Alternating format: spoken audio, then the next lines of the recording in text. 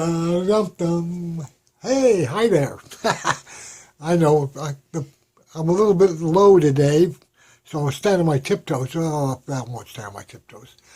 Uh, this is an old painting that I've done. My name is Joseph, and I forgot to tell you who I was the last time, but anyway, I'm Joseph every day, 7 days a week. And this is a painting called Leda and the Swan. Leda and the Swan is a traditionally,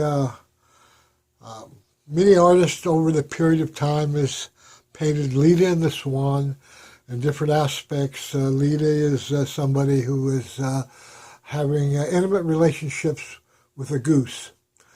The goose was basically considered a god, and so this Leda and the Swan is all about, I guess, a love affair between a god and a person, a bird.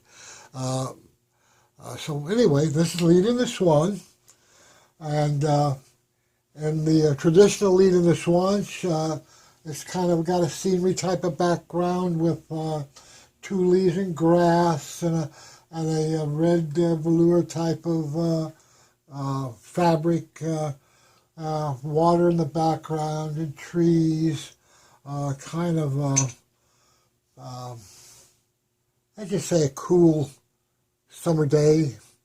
It doesn't look like it's over sunshiny, over bright. And this is a black and white swan. There's different kinds of swans. There is different species. I didn't consider that when I was doing the painting of what species of swan this is. And of course, my business card covering up what nobody wants to see. It's something that's not, this is not an erotic painting. This is not a sexual painting in any way, manner, or form. But this is not a painting that is leaving anything to the imagination either. So, because of my partner, that's why this is here. Otherwise, I would show it as is without my business card there, but we don't want to offend anybody.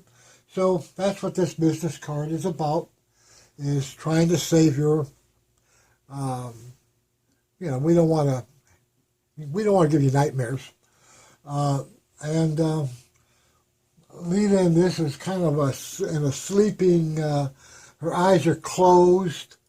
The swan is kind of... the swan's is Zeus, isn't it? The god Zeus? Yes, the god Zeus. In disguise, yes. Raping Leto. Yes. You know all about the story. Yes. So you know more about it than I do. See, all I know is the basic concept. Mm-hmm. In some of the versions, it shows her awake and smiling and embracing kind of in back, the swan. Some of them are, well, none of them are truly real modest, but some of them are a little bit more modest than others. Like I said, a lot of the very famous artists of the past have done Leda and the Swan. In fact, I've done 2 or 3 of them myself.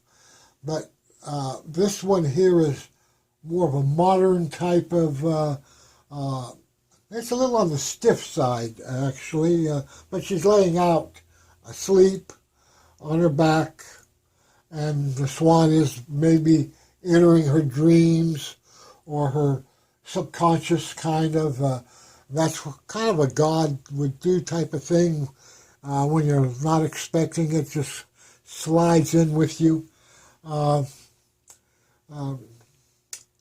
There's really nothing negative about this painting. It's kind of a folklore, the mating of the gods with humans, and that goes back in the beginning of history. And of course, if you watch YouTube nowadays, there's the Abenaki and the people, coming from Planet X and all that kind of stuff, and well, the little grays and the little greens and purples and in betweens. They're all lusting after human beings, and that's what this is about. The merging between man and God. This is a very quiet, not much, a lot of action on her part. She's, like I said, she's kind of in a meditated, sleeping state, and the swan is, of course, you can tell by the way its wings are spread out and its feet are going. It's very active, and it's kind of making a slight bit of contact where its beak is kind of coming to the edge of by her mouth. It's not that they're kissing or anything like that, but there's a breath being passed back and forth that is being interchanged. That's what this outstretched neck is about, is the breathing the breath of God, or vice versa.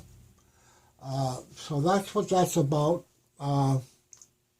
It's a very pastoral setting. Yes, it's... very, very tranquil. And this is in my earlier stages of my development of my art. Nowadays my figures are much softer, not so quite rigid. But, you know, this shows a phase in my existence of my abilities, and that's why these pieces are still around. And plus, different people. I mean, I have things out there that are hanging on people's walls that you wouldn't dream of.